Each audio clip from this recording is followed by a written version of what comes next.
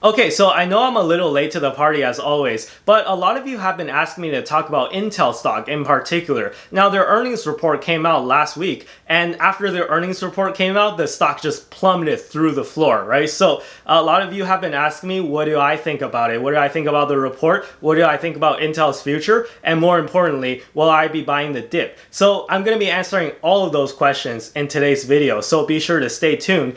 And yeah, without further ado, let's jump in.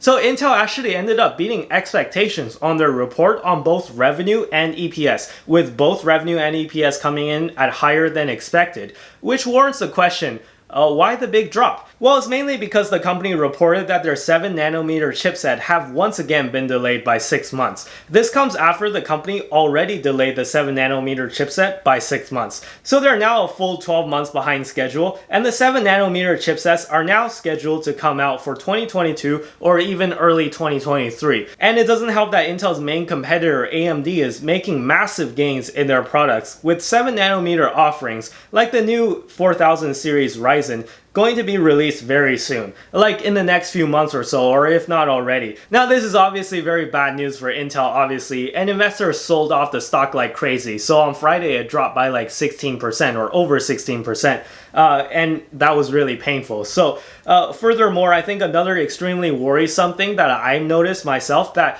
I actually haven't heard too many people talk about, but I noticed this, was the conference calls. So on the conference call, the CEO of Intel, Bob Swan, made some comments about potentially outsourcing the production of Intel processors to third parties. Now, I think this is huge news because for the longest time, Intel's been kind of known as this vertically integrated company, and this news came as a shock because if they're going to outsource the production of their processors to third parties and no longer make them in-house, then that's going to disrupt that vertical integration that they have going, right? And I feel like the moment that they're going to let that go, then Intel's going to suffer in the long term. So I don't like this announcement at all. Let me just say that. And let me just read you some of the comments from the CEO and you'll see how bad things really are. So the CEO says, to the extent that we need to use someone else's process technology, we call those contingency plans, and we'll be prepared to do that. Swan told analysts on a conference call after the company warned of another delayed production process.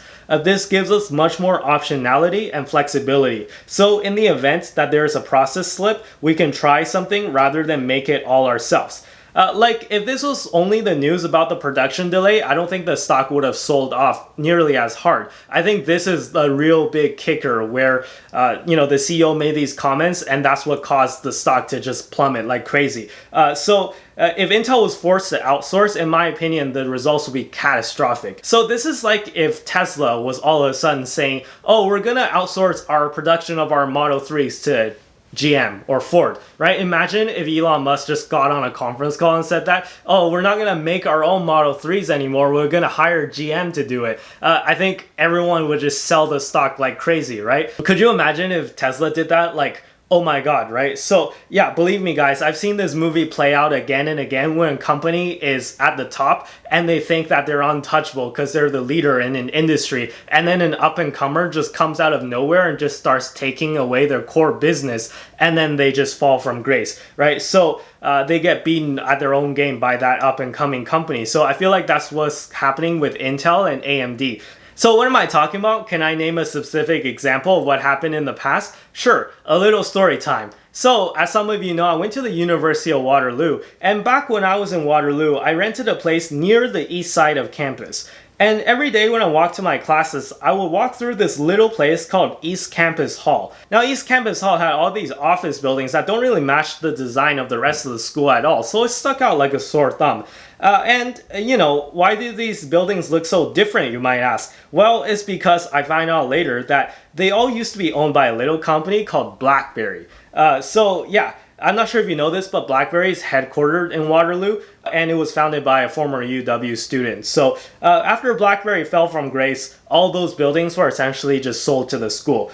And Blackberry is now a shadow of its former self. So my fear for Intel is that they're going to go down the same pathway that Blackberry went down. Now I know I'm going to get a lot of hate from Intel fanboys, and you're going to say, Andy, you don't know anything. You don't talk about Intel's growth in data centers and cloud computing. Why don't you give Intel more credit for beating earnings and expectations?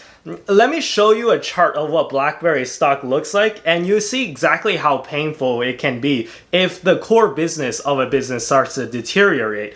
So back in 2008, the stock was at $144 a share. Now it's literally at $4 a share. And while Blackberry stock was going down, did they miss earnings every single quarter? Were there not quarters where they beat revenue and they beat expectations? Were there quarters where they had decent growth in certain other areas of the business? Of course there were, but it doesn't matter.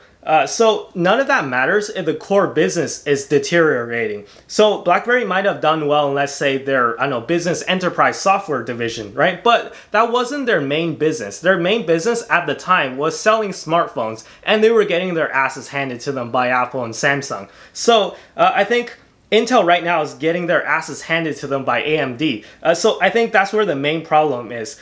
So I showed this benchmark in my video about AMD that I made a while ago from Linus Tech Tips. Link down below to his video if you want to check that video out. And basically, if you don't know what any of this means, the TLDR is that AMD's new Ryzen 3 processors, which is meant to be kind of an entry-level processor, is on par with pretty much the top-of-the-line consumer-grade Intel i7 that came out just a few years ago, and is available for around a third of the current price of the i7. So I'm not talking about the price of the i7 when it first came out. I'm talking about the current price that you can find on eBay. So, if I'm thinking I can buy a Ryzen 3 that has pretty similar performance to an Intel i7 7700K for around a third of the price, why would I just not switch to AMD, right? So I think that just judging by these benchmarks, you can tell that Intel is in trouble. So their top offering from just a few years ago is being beaten by just an entry-level AMD processor. So this is very concerning, and I would be concerned if I was an Intel shareholder, which I am not. Yeah, I guess that leads us to the next question, which is, am I buying Intel stock, or did I buy Intel stock? And the answer is no, I'm just not interested. And I'll tell you the reason why. And the reason why is that Intel is a loser. And I don't like losers, I like winners. I know I just sounded like Donald Trump right there, but it's true. Intel is a total loser. Now, if the stock was at $10 a share or something, heck, I'll give it a try. But at current levels, I'm just not interested. I need to see some indication that Intel's at least trying to pull themselves up from the ground. And for a lack of a better term, I need to see some indication that Intel's trying to get their shit together. So until that happens, I'm just not interested in the stock. Now, this is just my opinion, and you can hate on me if you want. I'm not an AMD shareholder, by the way, so I've never really been able to buy the stock just because I think that the valuation is traded always super rich.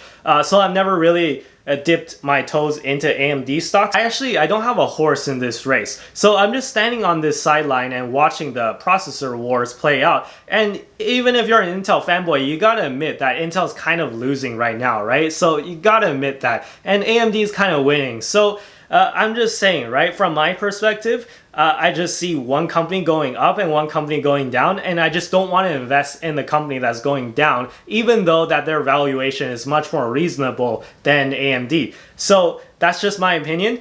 Be sure to hit the like button if you enjoyed the video, and if you just hated anything I just said, the dislike button seems to work just as well. So yeah, you can hit that button as well if you want to.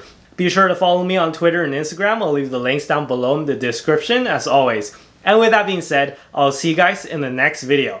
Bye-bye.